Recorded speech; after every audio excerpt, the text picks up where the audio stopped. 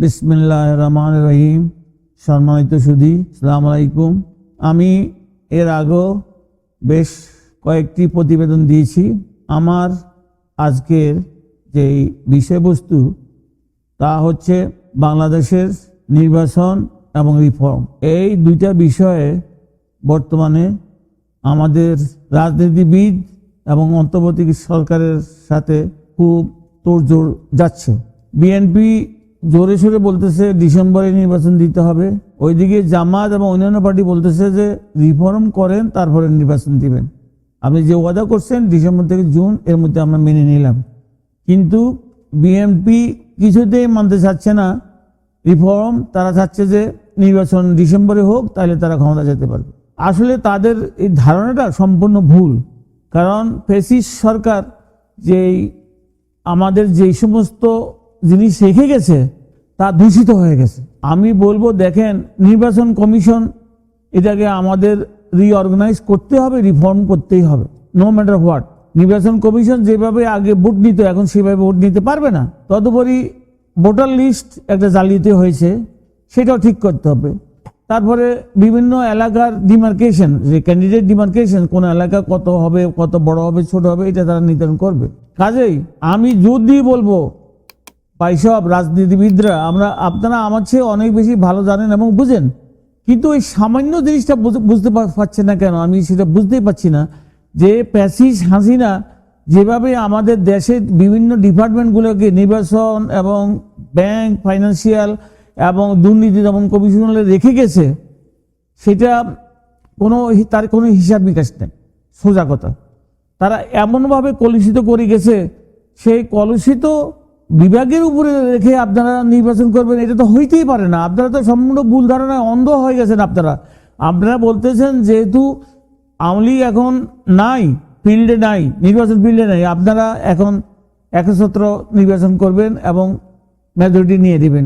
ভাই, আপনারা একলা নির্বাচন করতে পারবেন না, কারণ যেহেতু যদি আপনার 2-3টা বিরোধী দল যদি মাঠে না থাকে, তাহলে আপনার একলা নির্বাচন হবে না। তো এটা আপনাদের ভুল ধারণা। ওয়াকওভার আপনাদের এবার দেওয়া হবে না, আপনারা ভুল করতেছেন। তো আমি আপনাদেরকে অনুরোধ করবো, ভাই সব, আগে যেই সমস্ত রিফর্মগুলা, যেমন ইলেকশন, নির্বাচন, ফাইন্যান্সিয়াল এবং করাপশন বা অন্যান্য যেইগুলো তারা হাতে নিছেন বর্তমান অন্তর্বর্তী সরকার, ওদেরকে কাজটা শেষ করতে দেন না। ওনারা তো দেশটা বিক্রি করে চলে যাচ্ছে না, আর ওনারা দেশেই থাকবেন।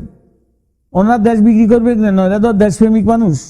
খারাপ তো আমি কাউরে দেখি না, সবাই তো শিক্ষিত, গুণী জ্ঞানী এবং অনেক শিক্ষক, প্রফেসর এবং বিভিন্ন প্রফেশনাল লোক আছে।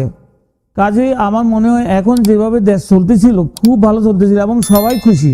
এই মুহূর্তে যদি আপনারা ইলেকশন দেন, ডক্টর ইউনূসের ব্যাপারে হানা ভোট করেন, আমার মনে হয় উনি 100% ভোট পাবে, আপনারা নিশ্চিত থাকেন। তাই আমি বলতে চাচ্ছি, বিশেষভাবে আমি বিএনপিকে বলতে চাচ্ছি, ভাই সাহেব, আপনারা একটু শান্ত হন, একটু অপেক্ষা করুন। দেশের থেকে নির্বাচন চলে যাচ্ছে না, ডিসেম্বর এবং জানুয়ারির মধ্যে নির্বাচন হবে। আমি নির্বাচনের পক্ষেই বলতেছি। এবং আরেকটা জিনিস হচ্ছে, সেটা হলো আপনার রিফর্ম। যেই খারাপ জিনিসগুলো রেখে গেছে হাসিনা সরাসরি সরকার, সেগুলো ঠিক না করে আপনারা কীভাবে নির্বাচন করেন? আপনাদের তো একটা দায়িত্ব আছে যে এরা যদি নির্বাচন রিফর্মটা ঠিক করে দেয়, তাহলে অসুবিধা কোথায় আপনাদের? আপনারা তো সেই সুন্দর মাঠেই খেলা করতে পারবেন, যেই মাঠে কাদা নাই। কাজে আমি অনুরোধ করবো, ভাই সাহেব, আপনি একটু ধীরে সুস্থে চিন্তা করুন এবং ওনাদের অন্তর্বর্তী সরকারকে আপনারা যে ফর্মুলাগুলো ওনার হাতে নিয়েছেন, যে রিফর্ম বা অন্যান্য কাজকর্মগুলা, বিশেষ করে নির্বাচন কমিশনার, তাদের ভোটার লিস্ট, তাদের এরিয়া অফ ডিমার্কেশন এবং অন্যান্য যে ভোট কাস্টিং এবং সিস্টেমস, রাতের অন্ধকারে ভোট হইতো, আপনারা বলতেছেন এবার আর হবে না। তাই আপনারা ওদেরকে এই সুযোগটা দেন, ওনারা রিফর্ম করুক। এই পরিপ্রেক্ষিতে আমি ইন দি মিন টাইম একটা কথা বলতে চাচ্ছি যে আমাদের আর্মির হেড জেনারেল ওয়াকার বললেন যে ডিসেম্বরে নির্বাচন দিতে হবে। আরে ভাই, জেনারেল ওয়াকার সাহেব, আপনি গণপ্রজাতন্ত্রী সরকারের একজন কর্মচারী, এমপ্লয়ি। আপনি তাদের অধীনে চাকরি করতেছেন এবং জনগণের ট্যাক্সে আপনার বেতন দেওয়া হয়। কাজে আপনি গণতন্ত্র প্রজাতন্ত্রী সরকারের একজন কর্মচারী হয়ে ওনাদেরকে ডিকটেট করতে পারেন না, এটা আপনার আউট অফ প্রোটোকল হয়ে যায়। বা এইসব আপনারা একটু ধৈর্য ধরেন, আপনারাও একটু ধৈর্য ধরেন দেশের স্বার্থে। আপনারা যদি এখন উত্তেজিত হয়ে যান তাহলে তো দেশের ক্ষতি হবে, নির্বাচন হবে না এবং দেশে অন্য কিছু হয়ে যাবে। সেই আমাদের শত্রু তো পাশের বর্ডারে বসে আছে আমাদেরকে ক্ষতি করার জন্যে, সেই ক্ষতিটা করার জন্য দিল্লিতে বসে আছে। দিল্লি থেকে আমাদের এখানে ইন্ডিয়ান যে সরকার, মোদী সরকার, ওনারা তো ওনাকে সহযোগিতা করতেছে। আমার দেশে বিশৃঙ্খলা করে ওনারা আমাদের দেশের বর্ডার এবং করিডোর সব কিছু ওনারা দখল করে নেবেন। সিডাং পোর্ট দখল করে নেবেন, তারপরে খুলনা পোর্ট দখল করে নেবেন, অন্যান্য রেল স্টেশন ওনারা চালু করে দেবেন, সব কিছু ওনারা করবেন। কাজে আপনারা সেই সুযোগ কেন দিবেন? আপনারা সেই সুযোগ দেওয়ার জন্যে আপনারা কেন বিতর্ক করতেছেন এবং ঠেসাঠেসি করতেছেন? এটা তো ঠিক না। দেশের স্বার্থে আপনারা হইলেন দেশের প্রেমিক, দেশপ্রেমিক সৈনিক, আপনারা শপথ করেছেন, তাই না? আপনারা আমাদের পবিত্র গদ্য ছুঁয়ে শপথ করেছেন আপনারা দেশ সেবা করবেন। কাজে আপনি দেশ সেবা করতে গিয়ে দেশে যদি ক্ষতি করেন, এটা অনুচিত হবে, অন্যায় হবে, অবিচার হবে। নিজের বিবেককে চিন্তা করে দেখুন, নিজের বিবেককে চিন্তা করে দেখুন কি করা উচিত, কি করা উচিত না। তাই আমি বলতে চাচ্ছি যে যদি সরকার ডিসিশন নেয় ডিসেম্বর থেকে জানুয়ারির মধ্যে 2026-এর মধ্যে নির্বাচন হবে, হোক।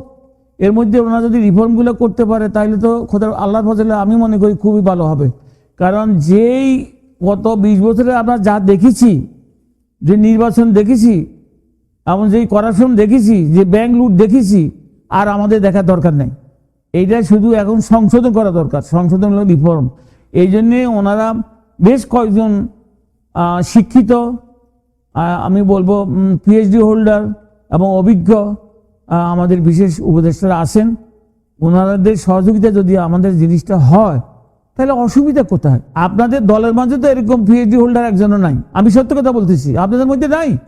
এখন যতজন পিএইচডি হোল্ডার এবং ডক্টরেট ডিগ্রি হোল্ডার আছে এবং শিক্ষাবিদ আছে, আপনাদের দলে কেউ নাই।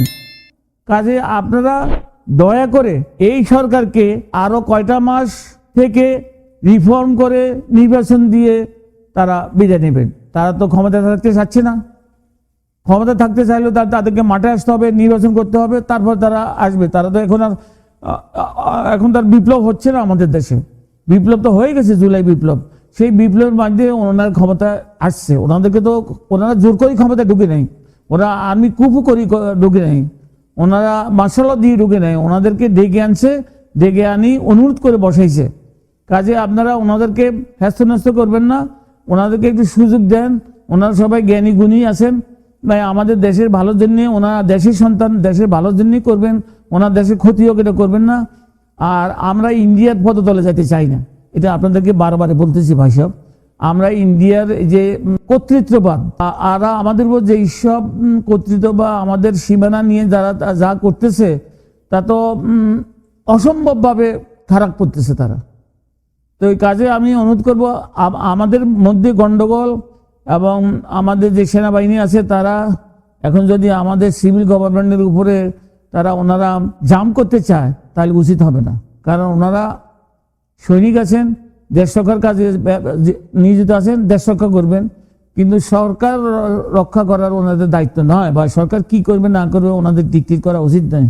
কারণ ওনারা গণপ্রজাতন্ত্রী বাংলাদেশ সরকারের কর্মচারী এবং বেতনভুক্ত কর্মচারী। কাজে আপনারা ওইভাবে ওই জিনিসটা মনে রেখে আপনারা শান্ত থাকুন এবং বর্তমান সরকারকে তাদের রিফর্ম করে নির্বাচন করতে দেন। এই বলে আমি আমার বক্তব্য শেষ করছি। আপনারা সবাই ভালো থাকেন, সুস্থ থাকেন।